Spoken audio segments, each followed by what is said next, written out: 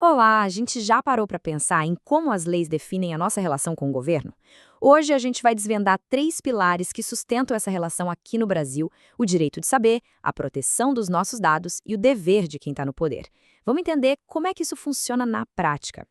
Então, a grande pergunta é essa: o que essas leis realmente garantem e exigem, tanto da gente quanto do Estado? Como é que elas equilibram o direito de saber com a nossa privacidade e a responsabilidade de quem governa? Para responder, nosso caminho vai ser o seguinte: primeiro, o direito de acessar informações. Depois, a gente entende a diferença entre transparência ativa e passiva. Aí mergulhamos na proteção dos nossos dados e analisamos a responsabilidade dos agentes públicos. E para fechar, vamos desvendar um conceito que, olha, mudou as regras do jogo: o tal do dolo específico. Começando pelo nosso primeiro pilar, a Lei de Acesso à Informação, ou como todo mundo conhece, a LAI. Ela é basicamente a base de toda a transparência pública no país. E aqui está a grande virada de chave. A lei inverteu uma lógica que era muito antiga. Se antes o padrão era o segredo, agora a regra é a publicidade. A informação que o governo tem, em princípio, pertence a todos nós. O sigilo? Bom, o sigilo virou a exceção e precisa de uma justificativa muito, mas muito forte. E por que isso importa tanto? Porque é o que permite a fiscalização dos gastos públicos e o controle social das ações do governo. E essa transparência toda acontece de duas formas bem diferentes, sabe? Mas que se complementam. Vamos lá. Na transparência ativa, o governo tem o dever de publicar informações de interesse público por conta própria, sem que ninguém precise pedir nada. Pensa só nos portais de transparência, com dados sobre despesas, salários. Já a transparência passiva é quando uma pessoa faz um pedido específico de informação e o órgão público é obrigado, por lei, a responder. Ok, se a lei cuida do que é público, a LGPD entra para cuidar do que é nosso, do que é pessoal.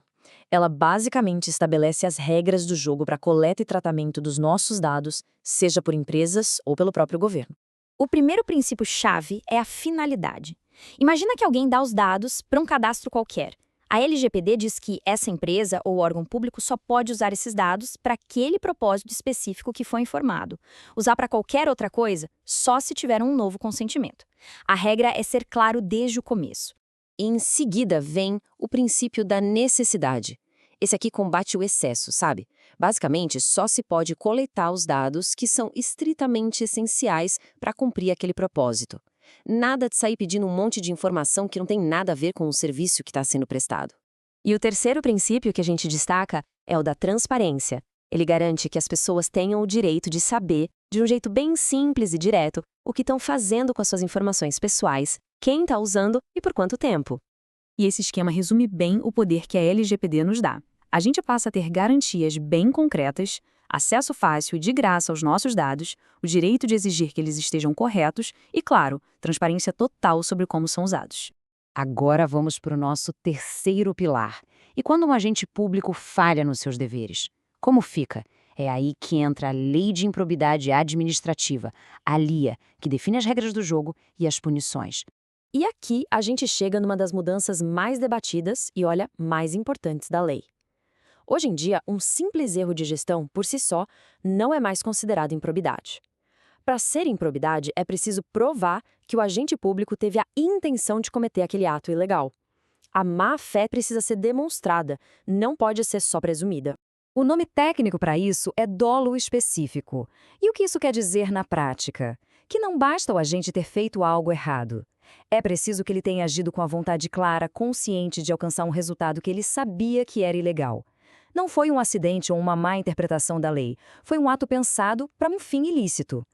Então, o ponto crucial é essa diferença aqui. Dolo é a intenção de fazer o que é errado. Culpa é um erro que acontece por negligência, por falta de cuidado. Com a nova lei, só o dolo pode levar a uma condenação por improbidade. Um erro de gestão, sem má-fé comprovada, não se enquadra mais. E quando esse dolo específico é comprovado, aí as consequências para o agente público podem ser bem sérias. As punições vão desde a perda do cargo e a suspensão dos direitos políticos, até a obrigação de pagar multas bem pesadas e a proibição de fazer contratos com o poder público. São punições pensadas para ter um impacto real mesmo. E só para ter uma ideia do peso dessas multas, nos casos de atos contra os princípios da administração pública, o valor pode chegar a até 24 vezes o salário mensal do agente que foi condenado. E aqui, no final, tudo se conecta. A lei nos dá o poder de ver. A LGPD, o poder de proteger o que é nosso. E a LIA, o poder de responsabilizar. Juntas, elas são as ferramentas para a gente construir uma relação de mais confiança e ter mais controle sobre o poder público. E a gente encerra com essa provocação, porque, no fim das contas, conhecer essas ferramentas é só o primeiro passo. A verdadeira questão é como a gente pode usar esses direitos no nosso dia a dia para, de fato, fortalecer a cidadania e a nossa democracia.